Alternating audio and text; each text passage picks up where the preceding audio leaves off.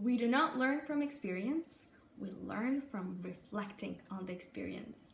Probably most of you have heard this famous quote by American philosopher, psychologist, and educational reformer John Dewey, but how many actually follow these wise words? My name is Vita, Janas. I am a holistic therapist and life coach, and today I wanted to talk about self-reflection. I've got my tea, I've got my notes. Let's talk. Most of us are focused on doing, productivity, time saving, and results because they associate with success, achievement, and having that feeling of being in control of our lives. It is partly true. However, we tend to jump from one thing to another without really processing information, our thoughts, or our feelings.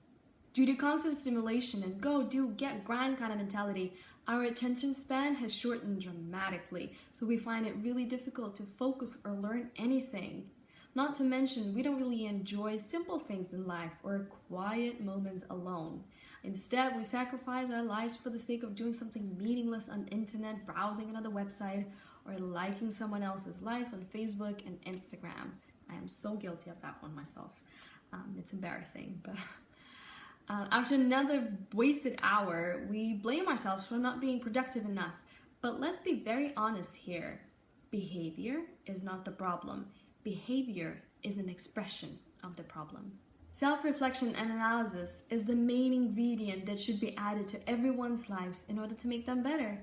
But hey, don't take my word, I'm going to support this statement with some facts. For example, did you know from neuroscience that when something happens, our feeling part of the brain kicks in before the thinking part of the brain? It means that we feel first, and only then we come up with rational and logical thoughts. So, if we rush and if we brush feelings to the side, we'll lose a huge and important part of information.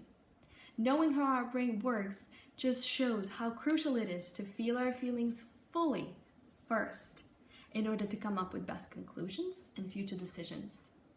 In a study, let me get this right, Learning by Thinking, How Reflection Aids Performance, published by Giada Di Stefano, link below, researchers found that employees who took 15 minutes at the end of the day to reflect on their findings and learnings performed 23% better than those who continued working for the rest of the day.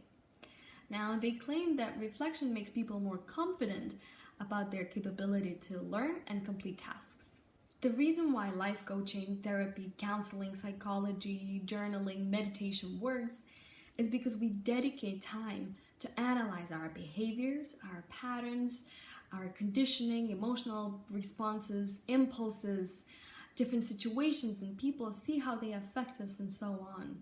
During this time, we crystallize what doesn't work and what does. We need that time to let everything to sink in order for our brains and physical bodies to process all that information. If you're struggling with the same things as you did a year ago and the same lessons keep showing up again and again, maybe it's time for you to pause and do some self-reflection.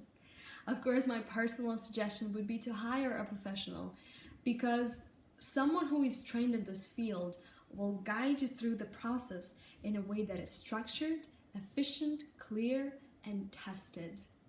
Also, he or she will give you a support in those moments when facing your emotions will be too difficult to do it alone.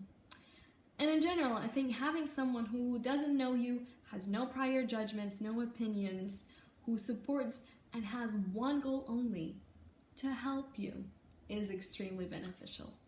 However, if hiring a professional is not an option for you right now, here are some general questions that you can ask yourself. They will provide a better understanding where you are at right now, and they can even give you suggestions what actions you might take in order to improve. So, what are my values, and do I live a life that reflects them? What have I given up on that I regret until today? What am I doing every single day that really works and makes my life better? How and when do I waste the most time? What do I do daily that I really enjoy? To what degree have I actually controlled the course my life has taken? What are the times I am the most inspired, most motivated, and most charged up? What are the things I think about just before I fall asleep? The crucial element while answering these questions is, of course, honesty. So be as open and as specific as you possibly can in order to get the best results. You can apply self-analysis to your professional or personal life, to a specific relationship or a family situation, or anything really. In order to change anything, we need two things: a goal and awareness. In other words, you cannot reach your destination if you don't know where you are right now. I really hope this video helps you to find yourself and set intention for a brighter future. Thanks for watching. Love, blessings. Bye.